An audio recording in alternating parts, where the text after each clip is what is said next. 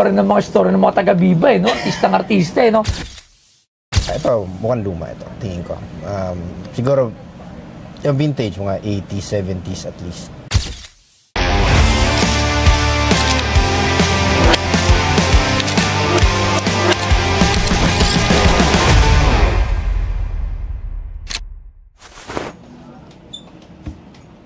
Sino yan? Hello. Uy! Denise. Denise. Hi, Denise. Hi, Denise. Taga saan si Denise? Taga Baguio. Oh, ba't napunta ka dito? Work lang. Work. Saan ka nag-work? Sa Viva. Viva Artist. Viva Max? Viva Films ngayon. Viva Films. Pero nag-Viva Max ka? Before? Ngayon? Etong ginawa ko kasi is Viva Films. So, wholesome pa. Wholesome. So, matagal ka lang nag-artista? Since kailan pa? Since 2018. Galing ako sa P-pop. Oh, nagpi-P-pop ka dati. Anong P-pop generation. Yung 45 girls dati. Sila Yumi. Sila paano isa pa? Sila Ashtin. Sila... nagpi-P-pop ka dati. So, nag-sing and dance ka. Ay, kailangan may sample. Ha? Kay Ma'am Jillian ka rin. Okay, tapos nag-Viva Max ka? Nag-Viva Max ako after pandemic. Ilang films? Marami-rami na rin. Siguro nasa 18, 19, gano'n. 19 films kayo nag-Viva Max. Anong pangalan mo sa Viva Max? Denise Esteban. Sige, papanoorin ko yan kung okay.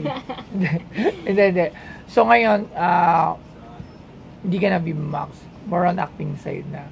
Ano naman, may nagawa akong isang film. Actually, nag-stage play ako, tapos may ginawa akong film na horror, isolated. Kasama ko dyan si Miss Yasi Pressman and Sir Joel Torre. Alright. So sige, anong dala mo sa akin ngayon? Meron akong dalang grocery.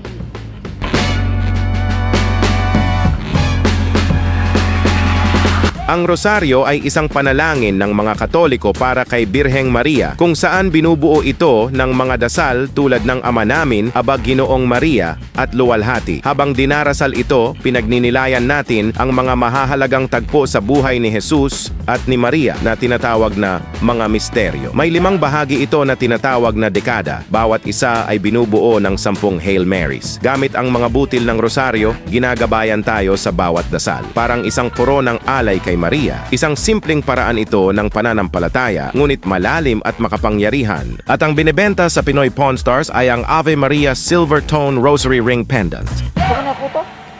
Saan mo nakuha? May nagbigay sa akin isang matanda before. Usong matandang nagbibigay dito Hindi, pero kakilala ko siya. Kakilala mo. Alright. Tapos nagamit ko rin siya dun sa film na ginawa namin na Isolated kasi horror. So parang malapit sa akin yan. Okay. Magkano mo binibenta? Yan, kasi marami na akong beses iniligtas yan. So gusto ko iligtas din kayo. Yo mga ka-geng-geng! So nakikita nyo na naman itong aking kasuotan. Siyempre mula ito sa Toyoware. At alam nyo ba na sa Toyoware, maaari pa kayong kumita. Dahil available na ang Toyoware sa mga gustong mag-reseller. So ang gagawin nyo lamang ay kontakin si Benji Rayala para maging reseller kayo ng Toyoware. So ano pang inaantay nyo? Pumorma na habang nakita. So Toyoware, si Toyo Tumamen. Geng-geng. 10K. Wow. 10K, tagapagligtas pala to. Iba rin ng mga story ng mga taga-Viva eh, no? Artista eh, no? Okay, so hindi ko alam kung ano to. At hindi ko rin alam paano pa-presyo to. Siyempre, tatawag tayo muna ng isang mahilig sa Viva Max. Sir Angelo Bernardo. Okay. So, sa tingin ko, si Sir Arman, may kaalaman din dito. Tuwagin din natin. Wala to Sir Arman. So, andyan ba Sir Arman? Okay. Rosary. Ako familiar ako sa mga rosary ring. Mga lalo yung mga plastic, yung mga glow in the dark. Di ba meron? Mga ano. Iba-iba yan. Pero ito, may gold pa nga yan eh. Kasi galing tayo syempre sa Catholic school. Kaya alam ko yan. Pero ngayon lang ako nakakita nito. Nagbabaka sakali ako kasi may presyong binigay. So baka may halaga. Tingnan mo ano yan. Nagkamali pa nga ako ng tingin eh. Nagkamali ba? Oo. Iba ba yung nakita mo? Iba pa yung naisip ko eh. Okay, may nakalagay. Ave Maria. Okay, bilog. Bilog siya.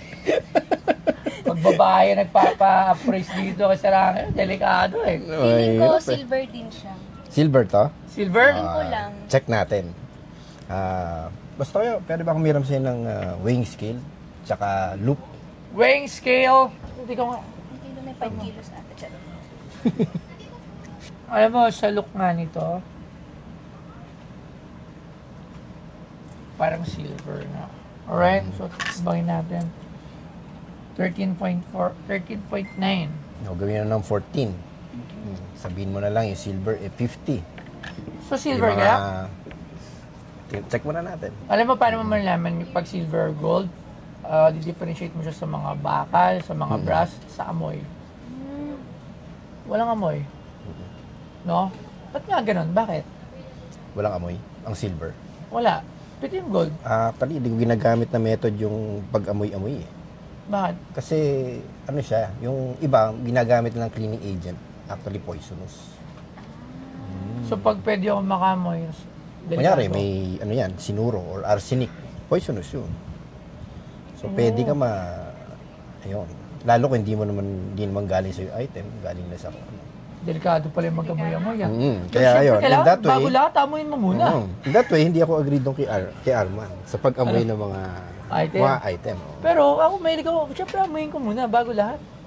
Eh, iba yun. Ay, okay. So, Yung kinakagat, pwede po ba yun? Yung mga gold, di ba kinakagat nila yung mga gold? Yung nga lang, kung gold coin yun, sisirain mo yung coin. Kasi gold yun eh.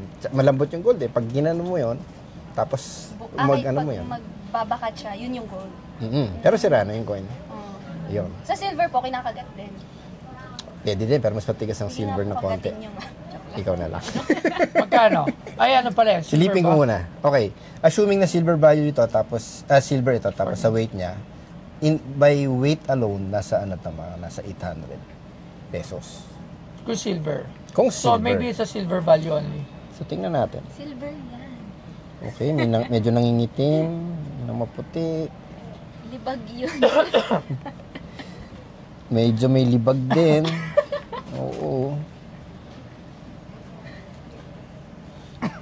Inamoy din eh. Ayan, sa tingin ko silver to. Silver. Tingin ko silver to. So, way value lang siya. Meron kang minimum na 800 dito. Na assuming na wala siyang collectible value, pwede mo siyang benta ng 800 at any given time. 1K? So, wala siyang... Ngayon, in terms of rarity and collectibility, Hindi natin alam. sa Lazada meron. Pero hindi silver. Yung mga bago. Ganito rin, ganito. Super luma na yan. Ito, mukhang luma ito, tingin ko. Siguro, yung vintage, mga 80s, 70s at least. Pero for safety purposes natin, silver value lang. For safety purposes, yes, silver value lang kasi nga mahirap i-resell to. Kasi nga maraming ibang kunyari, yung iba hindi nila afford dito, bibili sila sa Lazada. Yung mga gusto magdasal. Yung mga gusto mag-collecta naman, tingin ko hindi ganun ka-special sa kanila to. Enough para maging conversation piece, enough para Walang bilhin story. nila. Okay. So, yun lang. Okay. Maraming Alright. salamat. Ay, thank you very much. Thank you, Okay. Nare. So, ayan.